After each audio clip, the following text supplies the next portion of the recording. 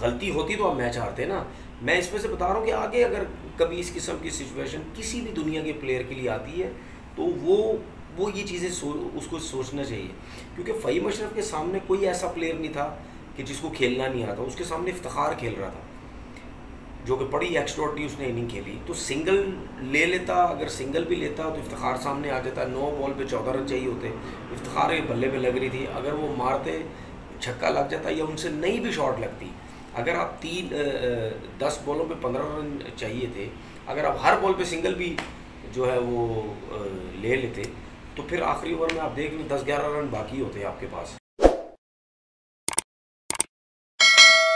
अस्सलाम वालेकुम जी, कैसे हैं आप लोग? सब ठीक ठाक हैं। बड़ा ज़बरदस्त मैच खेला गया और जैसा आपने देखा कि लोग तो चाहते यही हैं कि इसी किस्म की क्रिकेट हो, और बड़ा ज़बरदस्त मैच हुआ है। ऐसा लग रहा था कि एक साइड पे पाकिस्तान की तरफ मैच जा रहा है, दूसरी तरफ ऐसा लग रहा था कि न्यूजीलैंड की तरफ मैच जा रहा है। आज टॉस जीतकर न्यूजीलैंड ने वही फैसला किया जो पाकिस्तान कर रहा था कि टॉस जीत के पहले बैटिंग की जाए। शायद वो ये समझ रहे थे कि डिफेंड करना बहुत इजी हो रहा है, जो आज हुआ भी, लेकिन बड़ी मुश्किलों से हुआ।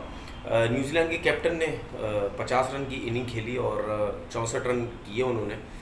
उसके अलावा डेरिल मिचेल थे जिन्होंने 33 रन्स की इनिंग खेली। उसके अलावा कोई भी ऐसा जो प्लेयर था वो इतनी अच्छी इनिंग नहीं खेल सका। आपने लाथम की इनिंग जो है इनके जो कैप्टन है उसकी देखी होगी कि तकरीबन जब 27 रन या 30 रन पे खेल रहे थे, बॉल टू बॉल खेल रहे थे, क्योंकि शायद वो ये समझ रहे थे कि मैं अगर जितना ज़्यादा खेलूं तो मेरी टीम को उतना ज़्यादा फ़ायदा हो सकता है, क्योंकि जो बाकी प्लेयर्स हैं वो इतनी अच्छी फॉर्म में नहीं नज़र आ रहे थे। तो उसका उन्होंने फ़ायदा भी उठाया। आखिरी फिर लास्ट ओवर्स में आके उन्होंने, फिर डेरिल मिचेल ने जिस तरीके से रन्स किए, अगर देखा जाए 163 रन्स पाकिस्तान के हिसाब से इतने ज़्यादा नहीं थे। क्योंकि मैं इस वजह से कह रहा हूँ कि पाकिस्तान ने जिस तरह लास्ट 2 मैचेस में क्रिकेट खेली, फिर उसके बाद पीएसएल जिस तरीके से खेल रहे थे इन ग्राउंड इन पिचेस के ऊपर, तो उसके हिसाब से ऐसा लग रहा था कि 163 रन इतने ज़्यादा नहीं है।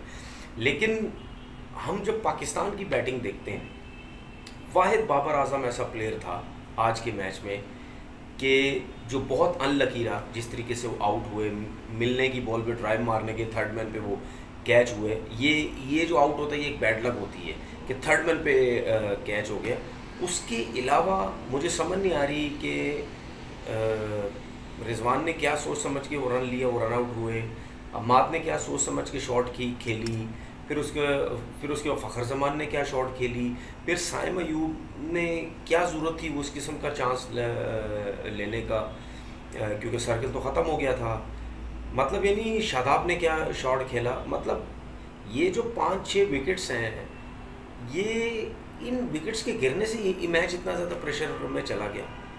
उसके बाद ये तो बहुत अच्छा हमारे लिए हुआ कि इफ्तिखार ने रन करना शुरू किए, और इफ्तिखार ऐसी पोजीशन पे मैच को लेके चला गया कि जब फ़हीम अशरफ बैटिंग करने आए तो उसमें उस टाइम भी मुश्किल था, लेकिन जब इफ्तिखार रन्स करना शुरू किए तो उससे ऐसा लगा कि अगर फ़हीम अशरफ ने थोड़ा सा साथ दिया तो शायद ये पाकिस्तान ये मैच जीत जाए। और फ़हीम अशरफ ने साथ दिया भी, लेकिन कहाँ गलती हुई फ़हीम अशरफ से। जब 10 बॉल्स पे 15 रन चाहिए थे तो आई थिंक थोड़ी सी जो गलतियाँ होती हैं, उन्हीं गलतियों की वजह से, स्पेशली T20 क्रिकेट में, आप एक आध गलती की वजह से आप मैच बिल्कुल आपके हाथ से निकल जाता है, जो कि वो आज हुआ। और मैं बताता हूँ वो कहाँ पे हुआ।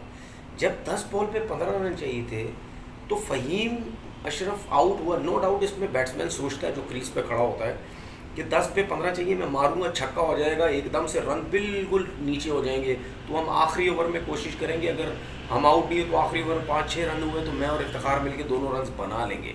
ये होता है जब कोई खेल रहा होता है। लेकिन कभी कभी आप ये भी सोचते हो कि मैं ये नहीं कि देखिए गलती होती तो आप मैच हारते ना।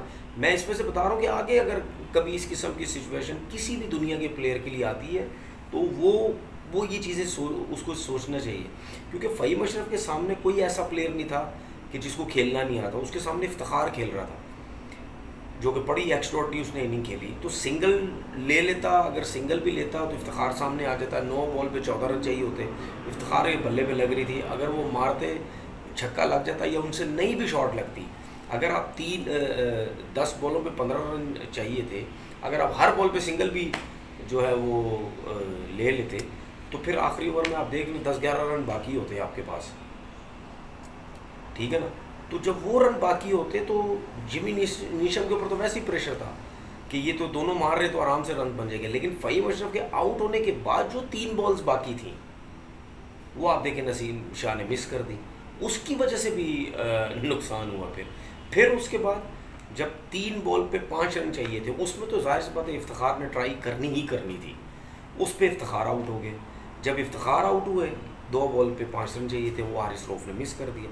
लेकिन प्रेशर कहाँ से बिल्ड हुआ, वो जो नसीम शाह ने सेकंड लास्ट ओवर की 3 बॉल जो है वो मिस की। खैर इफ्तिखार ने बड़ी ज़बरदस्त आउटस्टैंडिंग जो है वो बैटिंग की, उनका साथ दिया बड़ा ज़बरदस्त फ़हीम अशरफ ने। ये जो दोनों प्लेयर्स हैं, मैं हमेशा इन दोनों प्लेयर्स के बारे में यही कहता हूँ कि ये कंसिस्टेंट नहीं है। 1-2 मैचेस में रन्स करते हैं, उसके बाद ये एकदम से आउट होने लग जाते हैं, गलत शॉट मार के आउट हो जाएंगे, रन्स इन लोगों से नहीं होंगे। तो जिस किस्म की बैटिंग ये करते हैं, अगर इसकी आधी बैटिंग भी हर 2-3 मैचेस के बाद ये करने लग जाएं तो इनकी पाकिस्तान टीम में मुस्तकिल जगह जो है वो रहेगी। तो इनको फ़हीम अशरफ हो गया या इफ्तिखार हो गया, इनको खुद सोचने की ज़रूरत है कि हम लोग क्यों पाकिस्तान टीम से बाहर होते हैं। अगर हम इतनी अच्छी हिटिंग कर सकते हैं तो क्या रीज़न है कि हमारी सिलेक्शन में प्रॉब्लम हो जाती है, ये इनको खुद जो है वो सोचना चाहिए। अब अगले 2 मैचेस हैं वो पिंडी में खेले जाने हैं। पाकिस्तान को सिर्फ 1 मैच जीतना, वो मुझे पता है कि पाकिस्तान 1 मैच जीत जाएगा, T20 सीरीज़ वो जीतेगा। ये मैं ये सीरीज़ स्टार्ट होने से पहले कह चुका हूँ कि न्यूजीलैंड मेरी नज़र में सिर्फ 1 ही मैच जीतेगा, बाकी मैचेस पाकिस्तान जीतेगा। और पिंडी की जो पिचेस हैं, जो ग्राउंड है, उसका जो आइडिया है पाकिस्तान के प्लेयर्स को, वो बड़ा ज़बरदस्त है। ये वही ग्राउंड है जिसमें PSL में 240-40 250 रन एक इनिंग में बने हैं। तो ये जगह ऐसी है, हो सकता है न्यूजीलैंडर्स के लिए, बॉलर्स के लिए बहुत ज़्यादा प्रॉब्लम हो, क्योंकि पाकिस्तानी पिचेस के ऊपर जब तक आपके पास एक्यूरेट यॉर्कर्स नहीं है, स्लो वन तो होनी चाहिए, लेकिन उसके साथ साथ सबसे ज़्यादा इम्पोर्टेंट यॉर्कर्स, अगर वो आपके पास एक्यूरेट नहीं है तो फिर दुनिया का कोई भी बॉलर, चाहे पाकिस्तान का बॉलर भी हो, वो बहुत ज़्यादा इन पिचेस में मार खाएगा। जो बाबर आजम की वो एक जो है वो रिकॉर्ड था कि सबसे ज़्यादा मैचेस जीतने का, वो आज नहीं हुआ तो 2 मैचेस है, 2 मैचेस में 1 जीतेगा तो हो जाएगा, रिकॉर्ड कहीं नहीं जाता, वो बाबर आजम के पास ही इंशाल्लाह आएगा। अपना बहुत बहुत खैर कीजिएगा। अल्लाह हाफिज़।